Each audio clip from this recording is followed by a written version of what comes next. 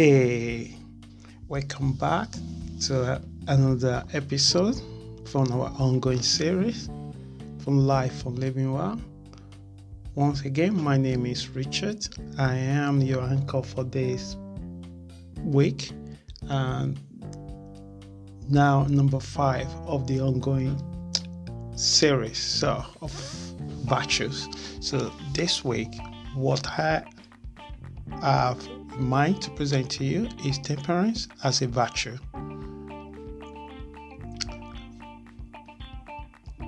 Let's get started. Okay, so this is number 5 on the list of out of 6 virtues that is universal to human being. We've looked up to 4 already, and if you mix this one, you can easily listen to it from the podcast. But this week, I'm looking into temperance as a virtue.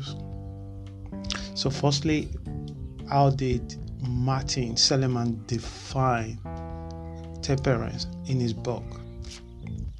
He said, it's an emotional strength that reaches outside and beyond you to connect you to something larger and more permanent, like to other people, to the future, to evolution, to the divine, or to the universe. So you can say that this is very deep and this is very light. At the same time, it depends on where you are when you read the book or when you listen to me right now. When I say where you are, I mean where you are in your journey of your own growth as an individual, and I will try my possible best to try to lighten it a bit more. Why temperance is very important as a virtue in our community.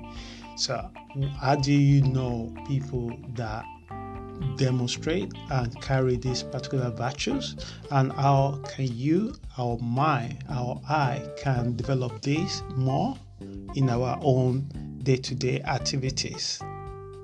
Firstly, people that have these virtues, what they do best is how they carry themselves, how they show in their character traits, and how the people around them able to notice or benefit from it. So mostly temperance person, they exercise a philosophical way of life and character trait that you see a lot with this kind of people is they were very self-restraint and self-denial and self-control and self-discipline. So you see where this is going. And there's an old Chinese philosopher that said, to win any battle, know yourself. And there's a truth in that most people will focus only to overcome other people, but the most battle that every one of us will fight in our life journey is to learn how to overcome or manage our nature. There's a passage in the scripture that mentioned, I think James chapter 1, that mentioned that there's a difference with people that hear words and the people that do of the word. So he described it like you look into the mirror and you see everything in the mirror and you cover your face so you can say, and then you left. So then you forgot about your nature. But in order to experience abundant and peaceful life, you needed to know your nature, and you also needed to know how you can work on your nature and manage it in a way that supports your life and support every other thing that you have a contact or connection with. So, self-restraint is an easy thing to do, not at all. Self-denial, because The opposite of the main purpose of temperance is looking and wanting to experience the highest excitement, highest maximum feeling good. But having a temperance as a way of life, of virtues, it actually giving you more power to restrain yourself. You all have had or known someone that they not just drink, they overdrink. They not just eat, they overeat. They not just sleep, they oversleep. And what happened to them? It lead them into more life. It lead them down to the road of more suffering, where they have accumulate more debt, accumulate more shame because of their actions and their behavior. Like they get so drunk that they wake up the next day in the wrong place. So in natural sense, you realize that temperance sometimes is more about touch and feeling good. But when you exercise the temperance as a virtue in your life, it allows you to do everything in a moderate. You not just eat for eating for pleasure alone. You eat because it's something that you need to do so you can carry on to do your work.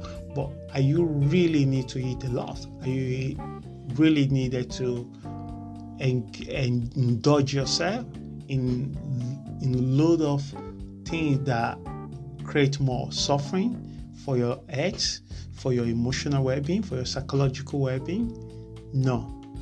So you can see where I'm coming from, that once you allow temperance to come into your life, it make a lot of difference, and it bring a lot of positive experience, and it leads you to a highest way of life.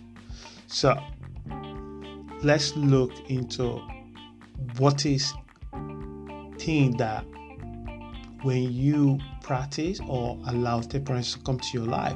Because sometimes when you think about temperance, the picture in your head might be the priests, the people that dedicated themselves to their religion, or the monk that restrain themselves from possession of the worldly goods. And this is where they show more, but also it can show in your life even when you have a worldly good, but you have things in a proportion that serve your highest good, serve your need, and also helping around you, the people around you, without leading them into a wrong path. So let's look what attached to temperance in the real world.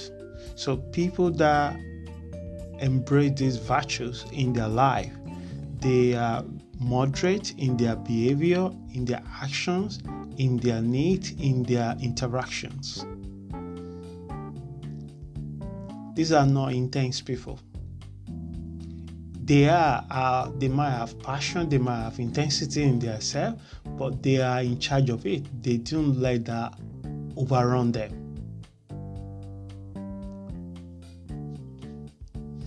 They show sobriety in their dealing.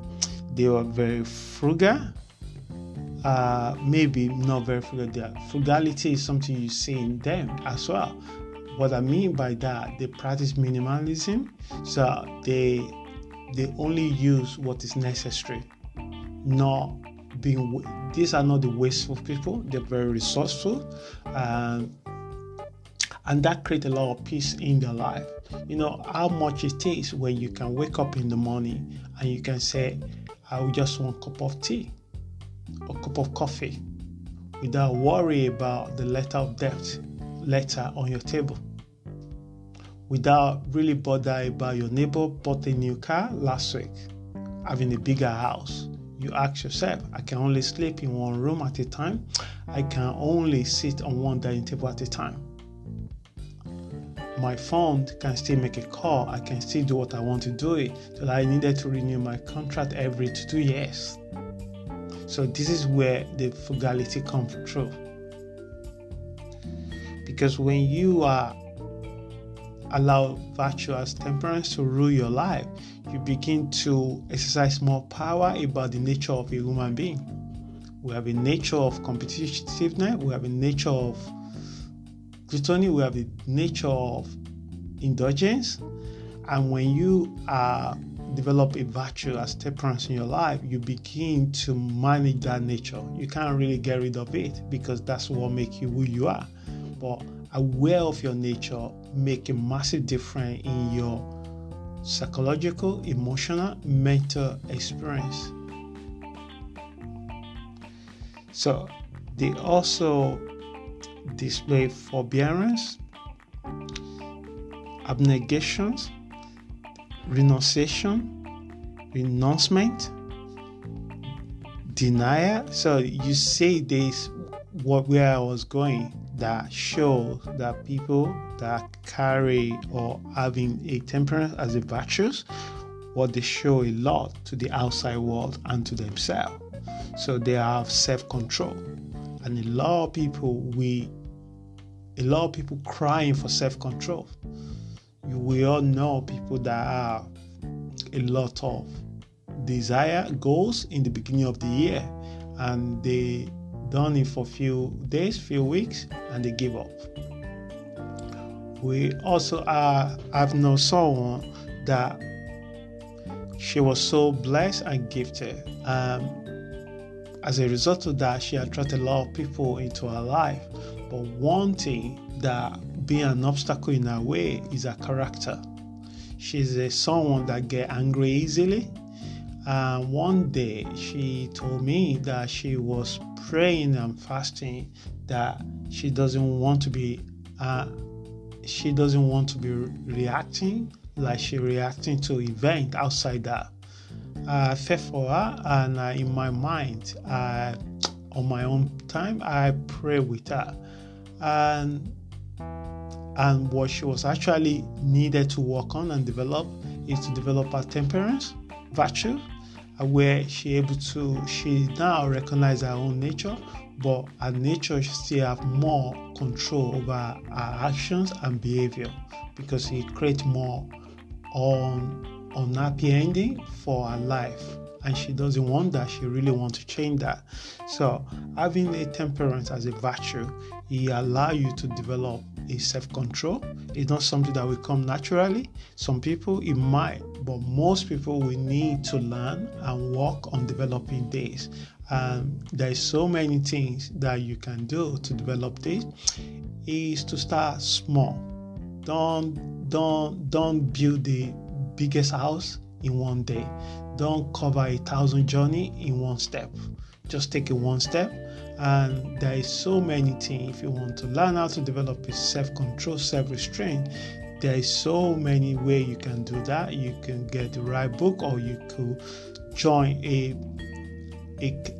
club that help you to fight or develop the skills that you wanted to develop in your life. And they also show a lot of self-discipline. If you tell a spender to have a budget, how they spend their money, they will not listen to you. They will find it really, really difficult, because spender need freedom to spend. But spender also get to a point in their life that they think, how did the money go? They didn't know how they spend the money because there's no budget for it.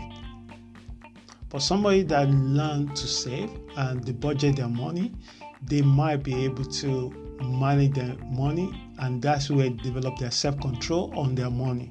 Because they have self-control on their money, it doesn't mean they have a self-control in other area of their life.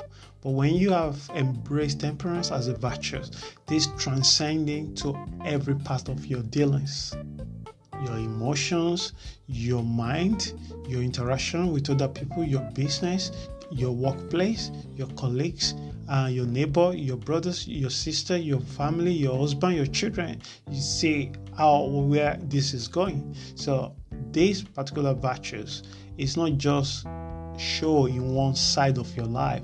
It tends to show in all parts of your life. in your physical life, in your mental life, in your psychological, in your financial, in your spiritual. So they show itself in a way that transcending your life to the highest good and highest vibration, and also affect everything around you. So now let's look at the opposite of temperance. So I call it intemperance. So this common when you say somebody that hasn't developed these virtues in themselves. So self-indulgence. By nature, human beings looking for maximum pleasure. And that is the purpose of temperance. Temperance, you more in line with touch, sensual, taste, smell, and even to the sex. But when you embrace temperance in your life, you tend to have more power to hold back. It's there. It's not going anywhere. You just exercise more inner strength that comes with temperance, like self-control and self-discipline and restraint. But when you don't allow or develop these virtues in your life, you tend to show more self-indulgence, and it could be food, it could be drinking, it could be sex, it could be anything, but it all leads you to the role of regret, sorrow, pain. In moderation, you do everything intensity. You see someone, you like them so much, you bombard them with all your feelings without able to hold yourself back a bit and realize that this person, they might not be where you are at this moment, and it's all your feelings and your desire for them was overwhelming you and overwhelming them. And the next thing they do, they run away.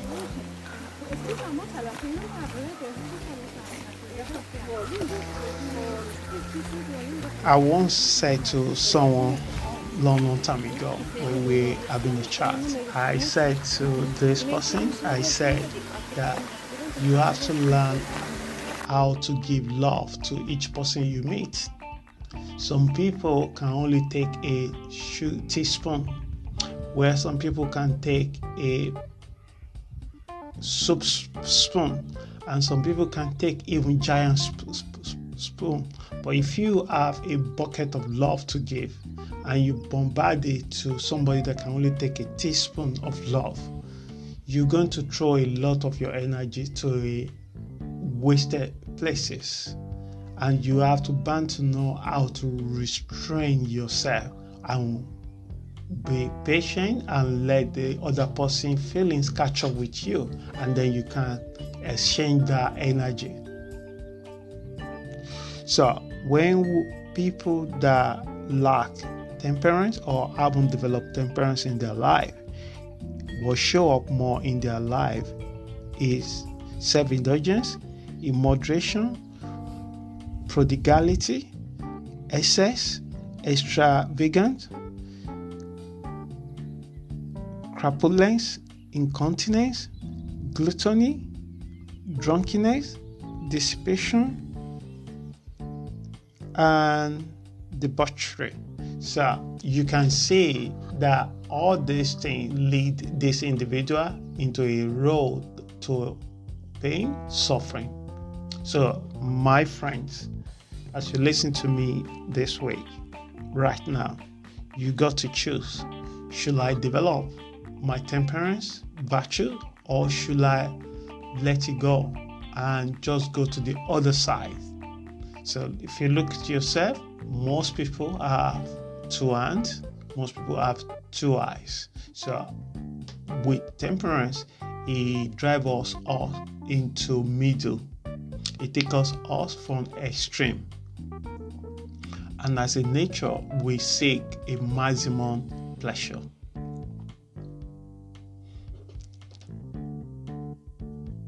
So temperance largely influences individuals to restrain themselves from excessive pursuit of pleasure, such as food, drink, touch, sex. So, I hope this particular podcast for this week helps someone. So, these are our number 5 virtues in the Martin Seligman book, Authentic Happiness. And the best I can try to explain these virtues is to relate it to our personal life, our personal experience, and how it come across in our own life. So, in short, Martin stated domain where people that develop Temperance-As-A-Virtues show up in their life. He explains it. He stated 7 strengths that these people carry. They show appreciation of beauty and excellence. And it's true. If you think the purpose of temperance is because as a human being, we are always influenced to experience the highest pleasure, and it makes sense to appreciate beauty and excellence. So they stop and smell the flower. They appreciate little things. They appreciate the moon at 4 o'clock in the morning. They appreciate the flowing of the river. They even appreciate the swan that's just swimming around the river bank. They appreciate smile from the stranger.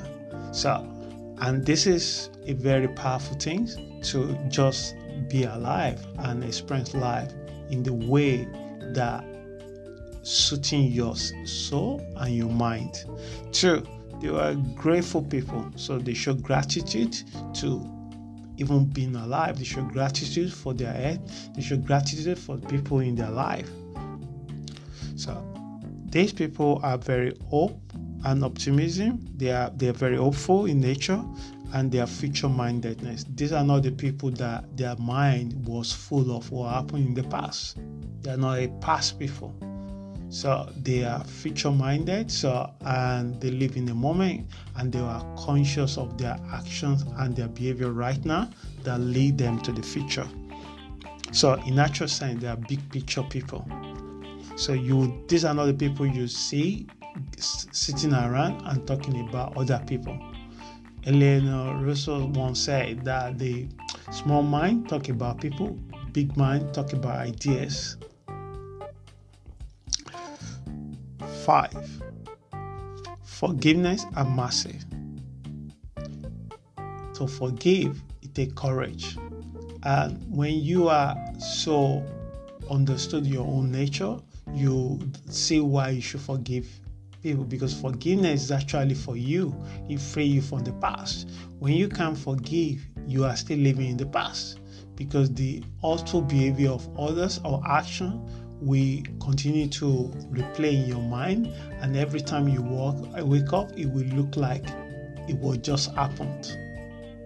So I've seen people that they still suffering about the injustice done to them 25, 30 years later.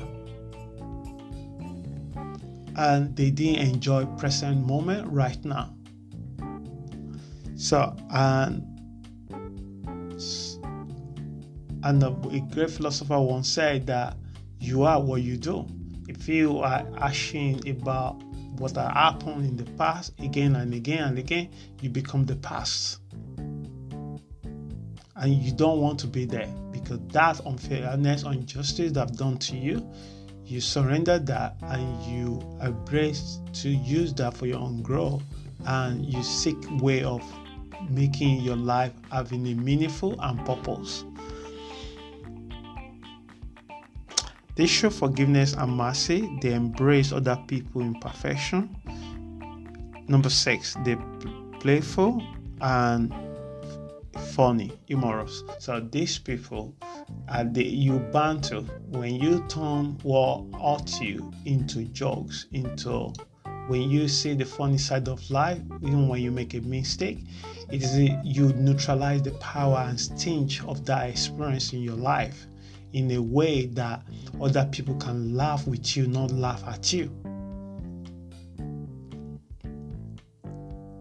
The last one, he said that these people also carry zest for life. So that makes sense, because temperance is about seeking maximum pleasure, but it's also about restraining yourself so you don't go into indulgence or excessive side of pleasure.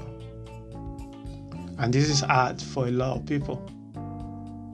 It's really, really hard, because most people that have some kind of emotional challenge in their life, they need escape routes.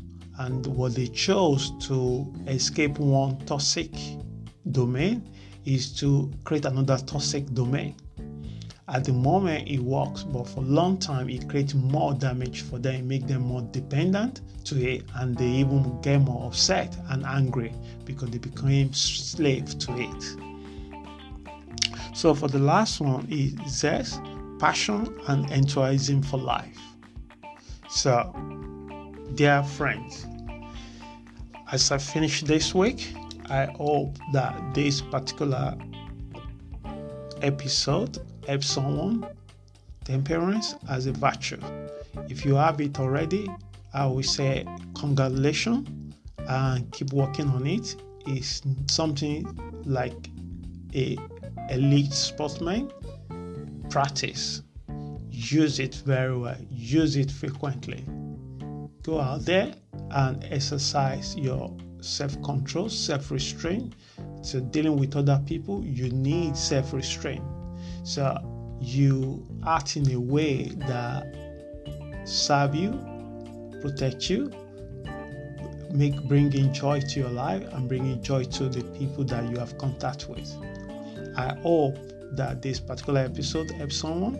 If you have any question, you can easily write to me at lifeforlivingwell.com. So the email you can write to is info@lifeforlivingwell.info. Our website is www.lifeforlivingwell.info. My name is Richard, and I will be happy to get your email and reply you as soon as possible. Whatever you do this week, have an amazing one, and please stay safe. Thank you.